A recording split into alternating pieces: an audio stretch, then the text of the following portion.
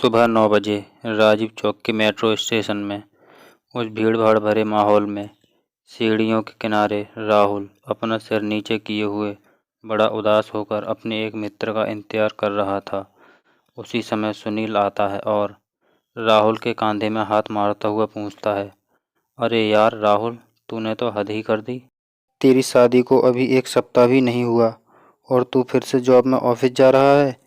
यार पत्नी के साथ छुट्टियां मना, कहीं घूमने जा, भाभी को भी दिल्ली या देहरादून दिखा, घूम फिर मौज कर। सुनील बोला जा रहा था, लेकिन राहुल था कि अपना सिर उठा ही नहीं रहा था।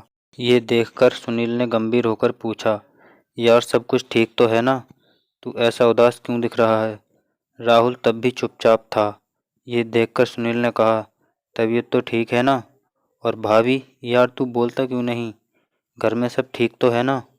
राहुल ने गहरी सांसें लेकर धीरे से बुदबुदाते हुए बोला, यार बहुत बड़ी गलती हो गई। अनीता मेरे जैसी नहीं है। वो मॉडर्न नहीं है, गांव की है, अच्छी अंग्रेजी नहीं जानती। उसका रहन सहन, उसका स्वभाव, यार हमेशा बाइबल पढ़ना, हमेशा प्रार्थना और प्रभु प्रभु कहना। यार ये भी कोई ज़िंदगी है? 3 दिन में ही परेशान हो गया हूँ। गले की हड्डी हो गई है वो मेरे लिए।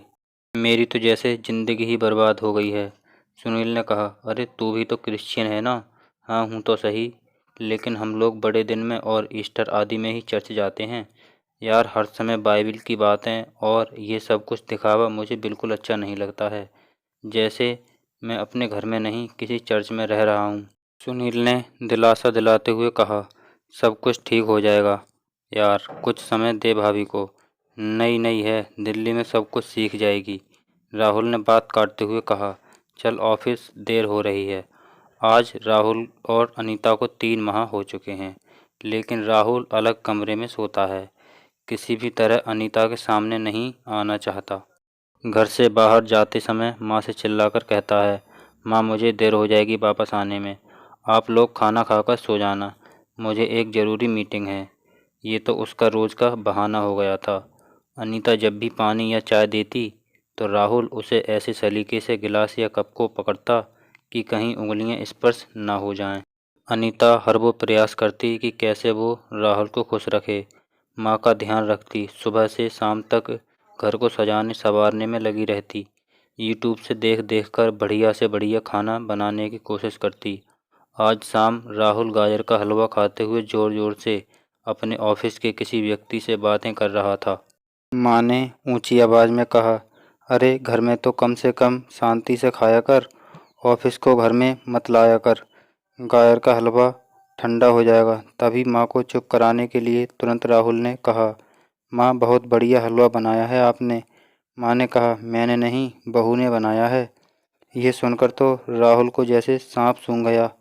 वह चुपचाप अपना फ़ोन लेकर डाइनिंग हॉल की ओर चला गया और फाइलें पलटने लगा। माँ को अंदाज़ा तो था कि इन दोनों के बीच कुछ तो पक रहा है जो ठीक नहीं है। माँ जानती थी कि राहुल बचपन से ज़िद्दी है।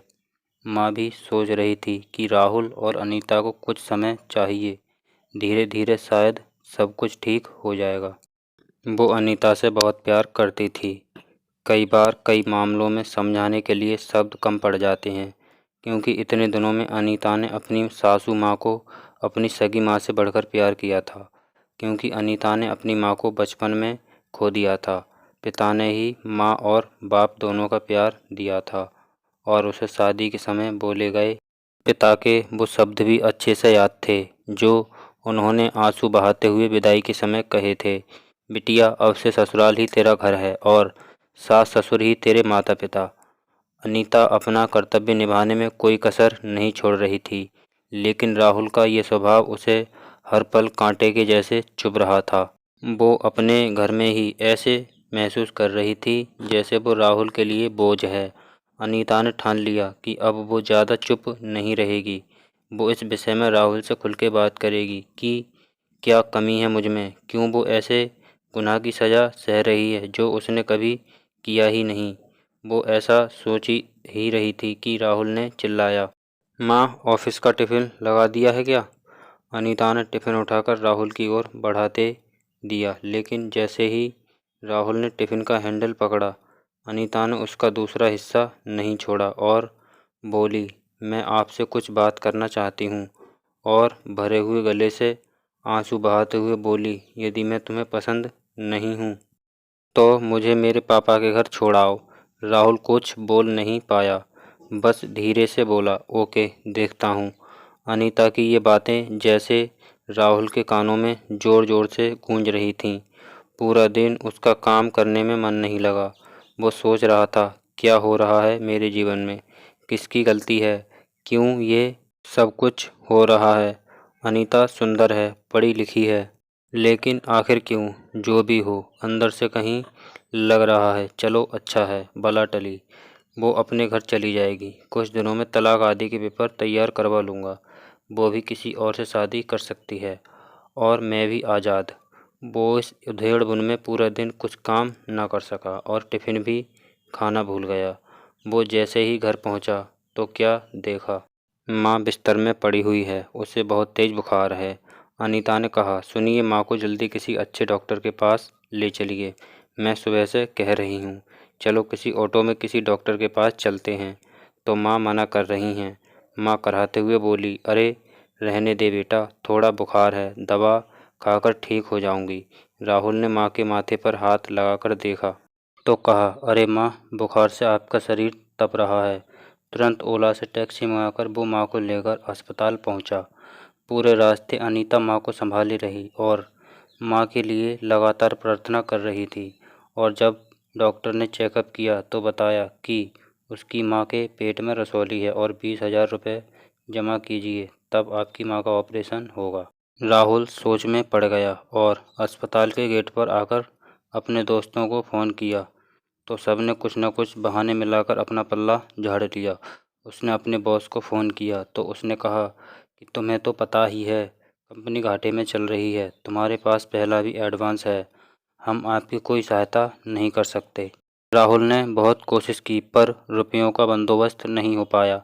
तो राहुल डॉक्टर के पैरों में गिरकर कहता है, डॉक्टर साहब, मुझे 3 दिन का और वक्त दीजिए, मैं आपका सारा पैसा दे दूंगा और ऑपरेशन के भी पैसे भर दूंगा।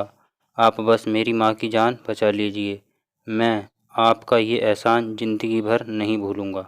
राहुल रो रहा था। डॉक्टर ने कहा, अरे तुम क्यों परेशान हो रहे हो, तुम्हें तो खुश होना चाहिए। ऊपर वाले ने तुम्हें इतनी अच्छी पत्नी दी है, उसने पूरा पैसा चुका दिया है। तुम्हारी माँ का ऑपरेशन तो हो चुका है और वो अब खतरे से बाहर हैं। वो अब बातें भी कर सकती हैं। आज छुट्टी हो जाएगी, आप अपनी माँ को घर ले जा सकते हैं। राहुल को सुनकर यकीन नहीं हुआ। वो दौड़ा और लेडीज वार्ड में माँ के पास पहुंचा तो देखा, माँ बिस्तर में पीछे टिकी हुई बैठी है और अनीता उनके पैरों को हल्के हल्के से दबा रही है। राहुल को आज अपना कद अनीता के सामने बहुत छोटा लग रहा था। वो भी माँ के पैरों के पास जाकर बोला, माँ कैसी हो। तभी नर्स ने कहा, इन्हें थैंक यू बोलो, ये आपकी पत्नी है क्या?